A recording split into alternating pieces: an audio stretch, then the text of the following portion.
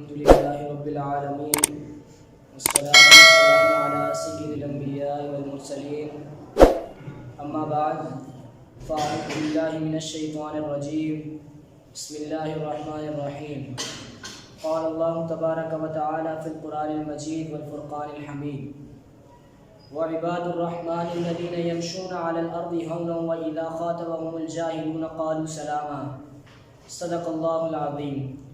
حمد و ثنا کے بعد میرے نہایت ہی واجب القدر اساتذہ کرام اور میرے ساتھیوں، السلام علیکم ورحمۃ اللہ وبرکاتہ۔ میرے آج کے بیان کا موضوع اللہ عز و جل کے نیک بندوں کے اوصاف کے بارے میں ہے۔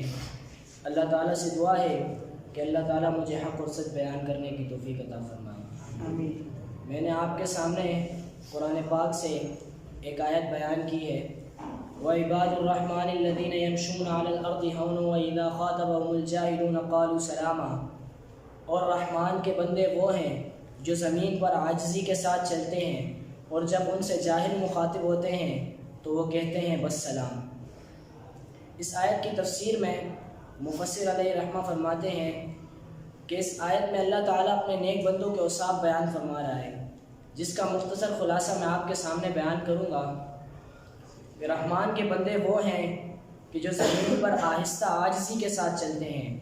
رحمان کے بندے وہ ہیں کہ جب ان سے جاہل مخاطب ہوتے ہیں تو وہ کہتے ہیں بس سلام۔ رحمان کے بندے وہ ہیں کہ وہ جہنم کے عذاب کے پھر جانے کی اللہ تعالیٰ سے دعائیں کرتے ہیں۔ رحمان کے بندے وہ ہیں کہ وہ ساری رات حالت قیام اور حالت سجود میں گزارتے ہیں۔ رحمان کے بندے وہ ہیں جو اعتدال سے خرچ کرتے ہیں، یعنی نہ ہی کنجوسی کرتے ہیں اور نہ ہی حد سے بڑھتے ہیں۔ رحمان کے بندے وہ ہیں جو اللہ عز و جل کے علاوہ کسی اور معبود کی عبادت نہیں کرتے۔ رحمان کے بندے وہ ہیں جو بدکاری نہیں کرتے۔ رحمان کے بندے وہ ہیں جو جھوٹی گواہی نہیں دیتے۔ رحمان کے بندے وہ ہیں جو کسی بیہودہ بات کے پاس سے گزرتے ہیں تو اپنی عزت سنبھالتے ہوئے اس جگہ سے گزر جاتے ہیں۔ رحمان کے بندے وہ ہیں کہ جب ان کو ان کے رب کی آیتوں سے نصیحت کی جاتی ہے تو وہ ان پر اندھے اور بہرے کی طرح نہیں گرتے۔ رحمان کے بندے وہ ہیں جو یوں دعا کرتے ہیں، اے ہمارے رب، ہماری بیویاں اور ہماری اولاد کو ہماری آنکھوں کی ٹھنڈک بنا اور ہمیں پرہیزگاروں کا پیشوا بنا۔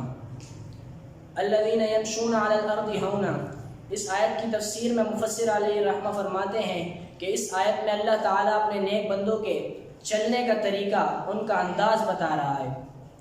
اس آیت کی تفسیر میں مفسر علیہ رحمہ فرماتے ہیں کہ اللہ عز و جل کے نیک بندے زمین پر عاجزی کے ساتھ آہستہ آرام سے چلتے ہیں، اور پاؤں کھٹکھٹا کر چلنا، پاؤں زمین پر مارتے ہوئے چلنا، یہ جاہلانہ طریقہ ہے اور اس سے شریعت نے منع کیا ہے۔ احادیث شریف میں بھی آہستہ، عاجزی اور انکساری کے ساتھ چلنے کی ترغیب دی گئی ہے۔ حدیث شریف میں آتا ہے، حضرت ابو ہریرہ رضی اللہ تعالی عنہ سے روایت ہے کہ رسول اللہ صلی اللہ تعالی علیہ وآلہ وسلم نے ارشاد فرمایا، تیز چلنا ایمان والوں کی ہیبت کو ختم کر دیتا ہے۔ ایک اور حدیث شریف میں آتا ہے کہ حضرت عبداللہ ابن عباس رضی اللہ تعالی عنہ سے روایت ہے کہ رسول اللہ صلی اللہ تعالی علیہ وآلہ وسلم نے ارشاد فرمایا، مسلمانوں کو چاہیے کہ وہ آہستہ چلے، عاجزی کے ساتھ چلے، کیونکہ تیز دوڑنے میں کوئی نیکی نہیں ہے۔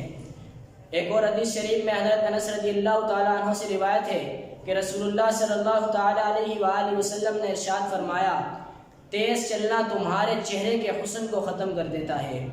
اللہ تعالیٰ سے دعا ہے کہ اللہ تعالیٰ ہمیں ان طریقوں پر عمل کرنے کی توفیق عطا فرمائے جسے شریعت نے پسندیدہ قرار دیا ہے، اور ان طریقوں سے بچنے کی توفیق عطا فرمائے جس سے شریعت نے ناپسند فرمایا ہے، قرار دیا ہے۔